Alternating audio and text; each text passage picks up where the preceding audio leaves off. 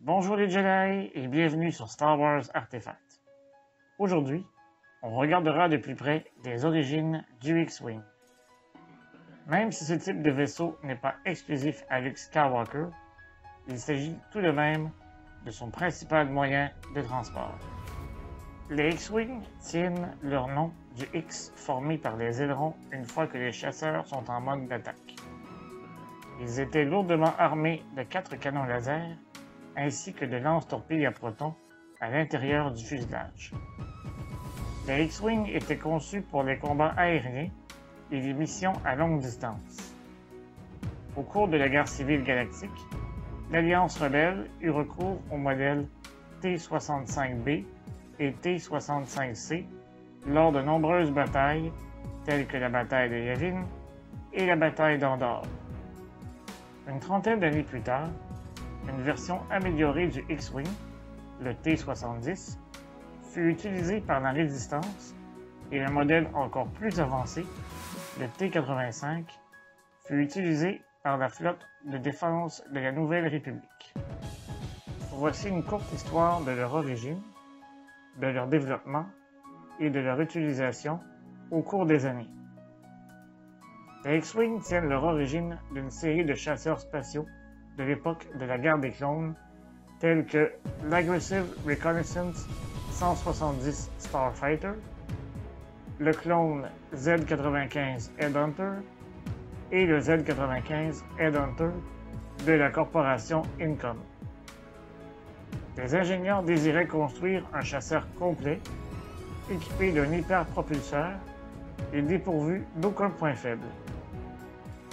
Ces chasseurs étaient destinés à devenir le fer de lance de la marine impériale, mais l'Empire galactique a plutôt choisi de se tourner vers la ligne de chasseurs paille de la CNR.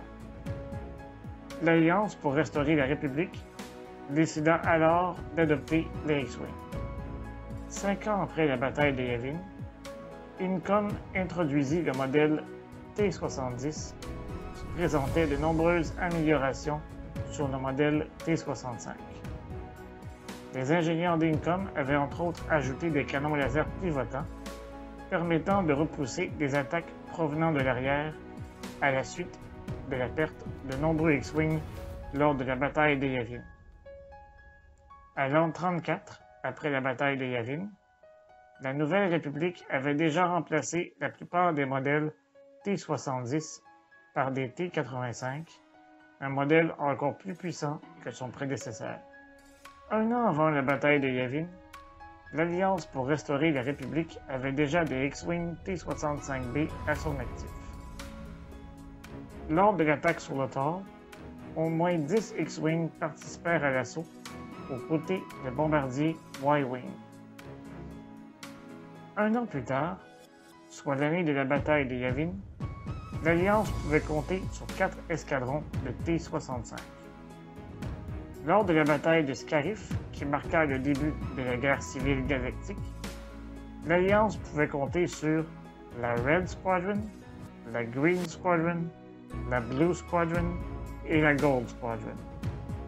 Le but de cette attaque était de permettre à une équipe de forces spéciales de s'emparer des schémas techniques de l'Étoile Noire. L'Alliance remporta la bataille, mais perdut de nombreux X-Wing.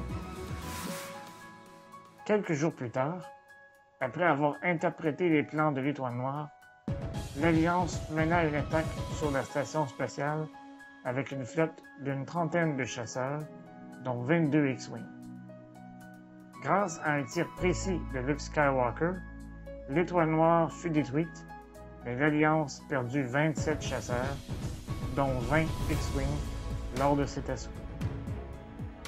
4 ans après la bataille de Yavin, les X-Wing jouèrent encore une fois un rôle clé dans la victoire de l'Alliance contre l'Empire à la bataille d'Andorre. Après ce triomphe, l'Alliance rebelle put compter sur le support des X-Wing lors de nombreux combats jusqu'à la reddition de l'Empire lors de la bataille de Jakku. Plus d'une trentaine d'années plus tard, la Résistance utilisa les X-Wing T-70 dans de nombreux affrontements contre le Premier Ordre. C'est grâce à ces chasseurs que la Résistance fut en mesure de détruire la base Starkiller. Ces mêmes X-Wing prirent part à la bataille d'Exegol qui mit un terme au Premier Ordre. En avez-vous appris davantage sur les X-Wing? Si oui, dites-le moi dans les commentaires au bas de la vidéo. On se retrouve la semaine prochaine pour une autre revue, et d'ici là, je vous dis que la force soit avec vous, à tout jamais.